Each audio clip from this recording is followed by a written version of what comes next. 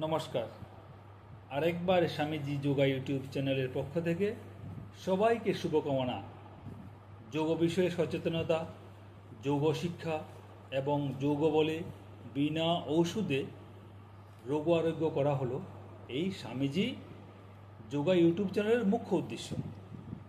বিগত 2003 সালে কলকাতার বিখ্যাত ওয়ার্ল্ড যোগা সোসাইটি থেকে যোগব্যায়ামে ওই বছর ফার্স্ট ক্লাস ফিফথ হয়েছিলাম। তারপর থেকে নিজে নিজে অল্প অল্প করে যোগচর্চা করে চলেছি। হঠাৎ কোভিড-19 সময় এলো, দেখলাম যোগব্যায়ামের উপকারিতা ভীষণভাবে উপলব্ধি করেছি। বিগত 5 বছর নিয়ম করে যোগব্যায়াম করে চলেছি।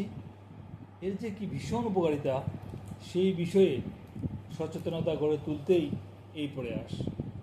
খুব মনে পড়ে ওয়ার্ল্ড যোগ সোসাইটির ক্লাসরুমে ইংরেজিতে একটা লাইন লেখা ছিল, তার বাংলা অনুবাদ অনেকটা এরূপ: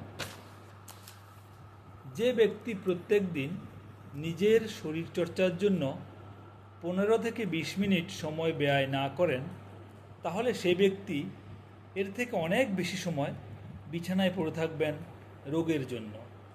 তাহলে স্পষ্টই বুঝতে পারছেন প্রতিদিন অল্প মাত্রায় যোগব্যায়াম করা কতটা গুরুত্বপূর্ণ সুস্থ থাকার ক্ষেত্রে। প্রতিদিন অল্প মাত্রায় যোগব্যায়াম করলে কি হয়? উত্তর, এর ফল সুদূর প্রসারী। মূলত দুটো লাভ হয়। 1 নম্বর, শরীরে যত কঠিন রোগ বাসা বেঁধেছে তাহা আস্তে আস্তে সেরে ওঠে। 2 নম্বর, শরীরের প্রতিরোধ ক্ষমতা জন্মায়, নতুন কোনো রোগ আসতে পারে না। আস্তে আস্তে জীবন একটা ডিসিপ্লিনের মধ্যে চলে আসে, আর এই সুশৃঙ্খল জীবন দিতে পারে একটা সুন্দর সমাজ, একটা সুন্দর গ্রাম, একটা সুন্দর দেশ। বর্তমানে সামাজিক অবক্ষয়ের যুগে আমরা চলে এসেছি, তাই এর থেকে উত্তরণের একমাত্র সোপান হলো সুস্থ মন এবং সুস্থ শরীর, আর এটা দিতে পারে একমাত্র যোগব্যায়াম। তাই স্বামী বিবেকানন্দ বহু বছর পূর্বে বলেছিলেন, গীতা পাঠ থেকে ফুটবল খেলা অনেক ভালো। অর্থাৎ সুস্থ সবল জীবনেই উন্নতির চাবিকাঠি। আজ এখানে ইতি টানছি।